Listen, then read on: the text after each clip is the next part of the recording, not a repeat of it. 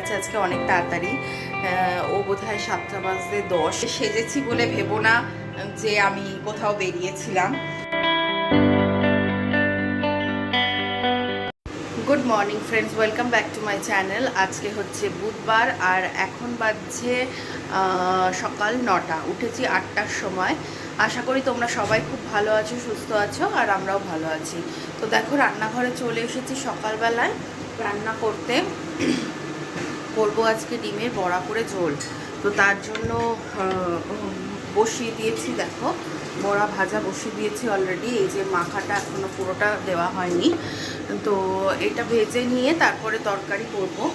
তো চলো দেখতে থাকো, সারাদিন কি করি না করি সব কিছুই তোমাদের সাথে শেয়ার করব। আর আমার চা খাওয়া হয়ে গেছে, চা খেয়ে নিয়েছি, বড়াটা ভাজা বসিয়ে এবার তরকারির জন্য সব কিছু রেডি করে নিই, তারপর রুটি করতে হবে। তো চলো যাই হোক, এগুলো করে নিয়ে পরে আবার আসছি। তো গাইজ আমার সমস্ত কিছু কমপ্লিট হয়ে গেছে। তরকারি নামিয়ে দিয়েছি, অভিজিতের টিফিন রেডি করে দিয়েছি, রুটি করে নিয়েছি, আর হচ্ছে ব্রেকফাস্টও রেডি করে নিয়েছি। তো চলো তোমাদেরকে একবার দেখিয়ে দিই। এই তরকারিটা একটু ঝোলঝোলই হয়, কারণ কি বড়া তো, নাহলে ঝোল সব টেনে নেবে। তো দেখিয়ে দিচ্ছি, এই যে ডিমের বড়া করে ঝোল। আর এখানে রেখেছি ব্রেড বাটার অভিজিতের জন্য। আমার এখনও কিছু করিনি। আর এই যে অভিজিতের টিফিন রেডি করে দিয়েছি।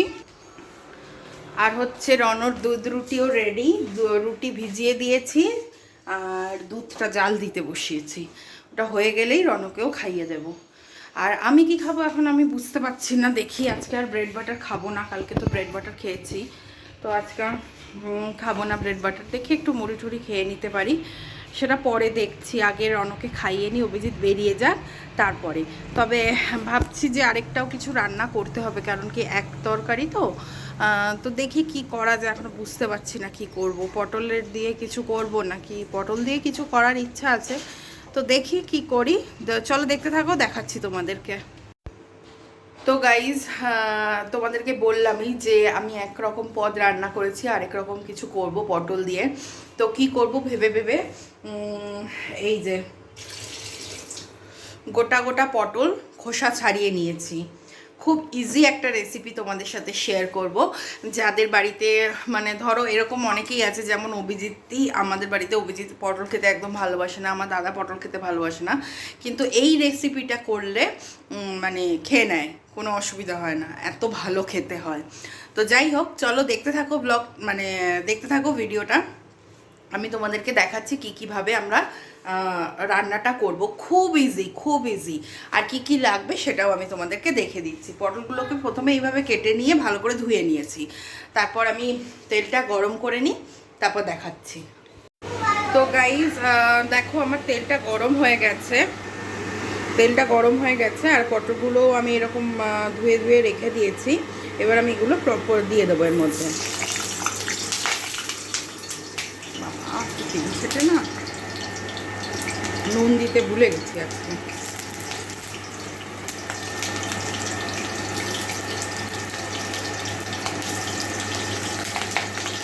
তো চলো এগুলো আগে দিয়ে নিই। তো পটলগুলো দিয়ে দিয়েছি, এবার আমি এটাকে খানিকক্ষণ ঢাকা দিয়ে ভাজা হতে দেব স্লো আঁচে। তো এবার আমাদের একটা মশলা তৈরি করে নিতে হবে, পেস্ট তৈরি করে নিতে হবে। তার জন্য আমি কিছু জিনিস ভিজিয়ে রেখেছি। তো চলো দেখিয়ে দিই আগে কি কি ভিজিয়ে রেখেছি। তো দেখো আমি পেস্ট করার জন্য এখানে ভিজিয়ে রেখেছি হচ্ছে কি বলে, সাদা তিল, কালো সর্ষে, পোস্ত, আর 4টে কাজু বাদাম। কাজু বাদামগুলো ভেতরে ঢুকে গেছে, তো কাজু বাদাম আমি দিয়েছি। তো আর এগুলোকে পেস্ট, এই যে দেখিয়ে দিই তোমাদেরকে, এই যে কাজু বাদামও আছে।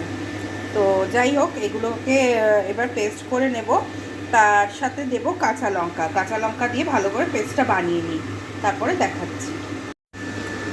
তো গাইজ দেখো আমার পেস্টটা হয়ে গেছে, একদম মিহি করে পেস্ট করে নিয়েছি। আর পটলগুলো অলমোস্ট ভাজা হয়েই গেছে, আমি একবার উল্টে দিয়েছিলাম, তো ভাজা হয়েই গেছে, দেখতেই পাচ্ছ। এক্ষেত্রে তেলটা আমরা একটু বেশি নেব, কেন কি তেলটা বেশি দিলে ভালো লাগে আর কি, এই হচ্ছে ব্যাপার। তো যাই হোক, এইবারে যেহেতু ভাজা হয়ে গেছে, এবার আমি পুরো মশলাটা এর মধ্যে দিয়ে দেবো। তো দেখো মশলাটা আমি পুরোটাই দিয়ে দিয়েছি এর মধ্যে।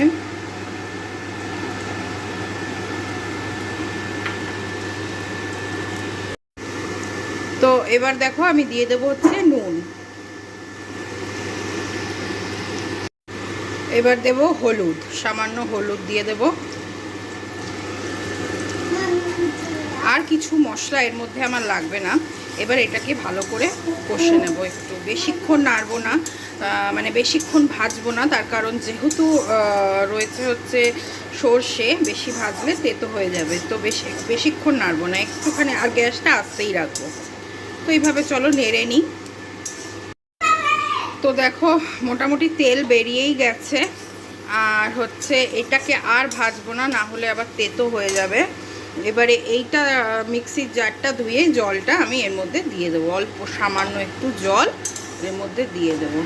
এবার এর মধ্যে দেব সামান্য পরিমাণ চিনি,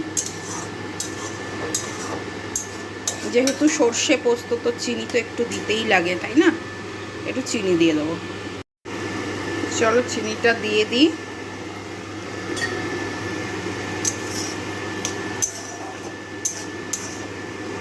কত ইজি একটা সুন্দর রেসিপি, এটা দিয়ে গরম গরম ভাত খেতে যা দারুণ লাগে।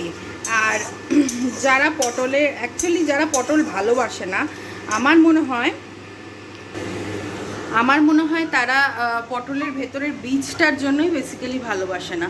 তো তোমরা চাইলে এটার ভেতর থেকে বীজটা বার করে সেই বীজটা মানে খানিকটা এই মশলার সাথে মিক্সিতে পেস্ট করেও তোমরা অ্যাড করতে পারো।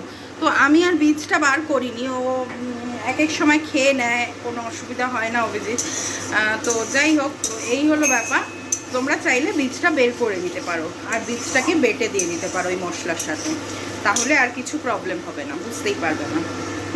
তো যাই হোক, এই হলো ব্যাপার। আমার রান্না তো ডান, দেখলেই কত তাড়াতাড়ি কত সহজে আমি একটা কত কম জিনিস দিয়ে ভালো একটা রেসিপি তোমাদের দেখালাম। তোমরা বাড়িতে ট্রাই করো, যদি তোমাদের ভালো লাগে অবশ্যই আমাকে জানিও, আর খারাপ লাগলেও জানিও, আমার তাতে কিছু মনে করব না আর কি আমি। তো যাই হোক চলো। আর হ্যাঁ, আমি এখানে কাজু বাদাম ইউজ করেছি, তোমরা চাইলে এখানে চীনা বাদামও ইউজ করতে পারো। তো এই হলো ব্যাপার। যাই হোক চলো, এবার রান্নাটা হয়ে গেল, নামিয়ে আমি ঘর টর ঝাড় দিতে হবে, মুছতে হবে, অনেক কাজ আছে। তো চলো দেখতে থাকো সারাদিনের ব্লগটা। তো গাইজ আমার সমস্ত কাজকর্ম কমপ্লিট, অবস্থা খুব খারাপ, দেখো ঘেমে টেমে গেছি, যদিও খুব গরম নেই কিন্তু কাজ করছি একটা না, তো সেই জন্যে। তো দেখিয়ে দিই তোমাদের একবার, এই যে বাসন টাসন মেজে গ্যাস ট্যাস পরিষ্কার করে ভাত বসিয়ে দিয়েছি, আর এই যে ঘর দুয়ার মোছা হয়ে গেছে, ফ্যান লাইট বলে নেই ভাই। তো ঘর দুয়ার মোছা হয়ে গেছে, বাসন টাসন মাজা হয়ে গেছে, এবার শুধু বাকি রয়েছে রনকে স্নান করানো। 1টা বেজে গেছে, চলো আগে স্নান করিয়ে দিই। ট্রেন যাচ্ছে বাবা, দেখতে পাচ্ছি না, আমি হাঁপিয়ে গেছি প্রচণ্ড জোরে। তো যাই হোক চলো, কাজকর্ম তো হয়েই গেল, এবার শুধু রনকে স্নানটা করাবো, তাহলেই হয়ে যাবে। তারপরে আমি স্নান করে এসে ওকে খাওয়াবো। তো চলো আবার স্নান টান করে ওকে খাইয়ে দাইয়ে পরে আবার আসছি। গুড ইভিনিং গাইজ, এখন বাজছে সন্ধ্যে 6টা, আর আমি আর রন দেখো বসে পড়েছি ব্যালকানিতে। খুব মেঘ করেছে, ঝড় হচ্ছে, তো সেই জন্য ভাবলাম একটু বসি, বেশ ভাল লাগছে দেখতে। এই যে এরকম মেঘ করেছে, প্রচন্ড কালো করে মেঘ করেছে একবারে, প্রচন্ড ঠান্ডা ঠান্ডা হাওয়া আসছে না? কি কালার বলো? কি কালার তুমি বলো না, তুমি বলো। ব্ল্যাক হয়ে গেছে তো, ব্ল্যাক না ব্লু। ব্লু তো ওই দিকটা আছে, এখানটা ব্ল্যাক দেখো, দেখেছো? এখানে গ্রে। হ্যাঁ ওখানে গ্রে, হ্যাঁ ঠিক ঠিক। এখানে ব্লু। হ্যাঁ এখানে হোয়াইট। ওখানে হোয়াইট, হ্যাঁ এখানে হোয়াইট। হ্যাঁ ঠিক, এখানে হোয়াইট। হ্যাঁ ঠিক বলেছো, ঠিক বলেছো। ওখানে ক্লাউডটা দেখবো কেমন হচ্ছে, ওই দেখ ওখানটা দেখ ক্লাউডটা কেমন হচ্ছে, দেখতে পাচ্ছিস কেমন করছে? কেমন হচ্ছে দেখ। ও মা, বিদ্যুৎ চমকাচ্ছে তাই না, লাইটনিং হচ্ছে বাবা। এই লাইটনিং সরি। তো যাই হোক, দেখতেই পাচ্ছ আমরা দুজন এখন বসে এই সব কাণ্ড করছি। তো যাই হোক, চলো রনকে এবার খাওয়াই দেয়নি, তাই না বাবা? খেতে হবে তো। কি কালার বলো? কি কালার তুমি বলো? কামের ক্রেস। কি কি? এটা কি কালার মা? তুমি বলো, তুমি কি কালার বললে? পিঙ্ক। Pink colour. হ্যাঁ। ও তাই। হ্যাঁ। আচ্ছা, এটা কি বলো? কি বলো? না তুমি নিজে বলো। এটা ব্লু কালার। বলো। White colour. এটা কি কালার বলো? Grey colour. এটা কি কালার বলো? Blue colour. আমি বলবো। ও আমি বলবো? এটা কি কালার বলো তো? Blue colour. ইয়েস। ওইটা কি কালার বলো তো? Grey colour. ইয়েস। আর ওটা কি কালার? White colour. ইয়েস। যাই হোক, তো দেখো বৃষ্টি নেমেছে, বৃষ্টি শুরু হয়ে গেছে। দেখতে পাবে না হয়তো, বৃষ্টি পড়ছে এখন অলরেডি। তো আস্তে আস্তে পড়ছে।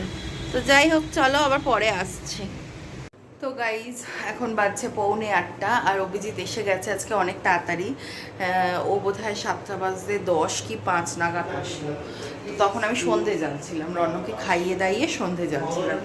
তো যাই হোক, তো এখন ভাবলাম একটু চা করি, এত বৃষ্টি ব্রাশটা হয়েছে, তো একটু চা করে নিই। সেই জন্য একটু চা বসিয়েছি। এই যে দেখো চা বসিয়েছি, চায়ের জল ফুটবে। চাটা করে চাটা খেয়ে নিই, চাটা খেয়ে নিয়ে তারপর শুয়ে থাকবো বা বসে থাকবো, কিছু করবো, কাজ তো নেই কিছু, বসে শুয়েই থাকবো। তো যাই হোক, চলো পরে আবার আসছি। তো গাইজ এখন বাজছে হচ্ছে 10:30 আর এই যে সেজেছি বলে ভেবো না যে আমি কোথাও বেরিয়েছিলাম। আমি একটা ভিডিও করছিলাম যেটা তোমরা ইউটিউবে পেয়ে গেছো অলরেডি, তো সেই জন্য একটুখানি সেজেছিলাম, আর কিছুই না। তো এই হলো ব্যাপার। এখন বাজছে 10:30, আমি এখন রনকে খাওয়াবো, রনর ভাত মাখছি খাওয়াবো বলে, এই হচ্ছে ব্যাপার। আর আমরা আজকে কিন্তু ভাত খাবো না, ভাত রাখা আছে, তরকারি আছে, সব আছে। ব্যাস খোল খোল খোল, আস্তে করে টানো টানো টানো, ওই দিক থেকে ওই দিকে যা আর একটু। হ্যাঁ, তো যেটা বলছিলাম যে আমরা কিন্তু আজকে ভাত খাবো না ভেবেছিলাম, মানে তরকারি তো রাখাই ছিল সব কিছুই। তো অভিজিৎ হঠাৎ করে বলল আজকে একটু বিরিয়ানি খেতে ইচ্ছা করছে। তো আমি বললাম ঠিক আছে, তাহলে বিরিয়ানি আনো, কোনো অসুবিধা নেই। তো সেই জন্য বিরিয়ানি অর্ডার করেছে। না কালকে, আজকে নয়। তো এই হলো ব্যাপার।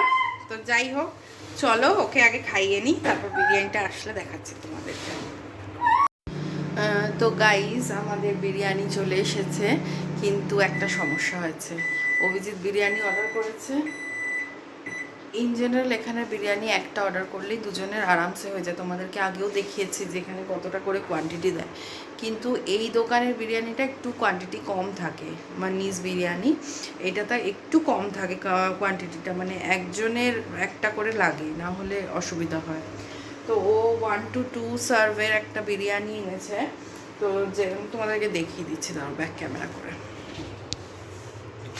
এই যে এটা ছোট বাটিটা, খুবই ছোট, মানে দুজনের জন্য ছোটই আর কি, বক্তব্য সেটাই। তো এই বিরিয়ানি, আর এটা হচ্ছে মাটন চুক্কা, এটা এখানকার ফেমাস, কারি পাতা দেওয়া ভর্তি করে মাটন চুক্কা আর বিরিয়ানি। তো এই হলো ব্যাপার। তো এবার করতে কি হবে, আমাদের করতে হবে একটু করে ভাত খেতে হবে, একটু করে বিরিয়ানি খেতে হবে, এই হচ্ছে ব্যাপার। আর কি ঝামেলা, মানে শান্তি নেই।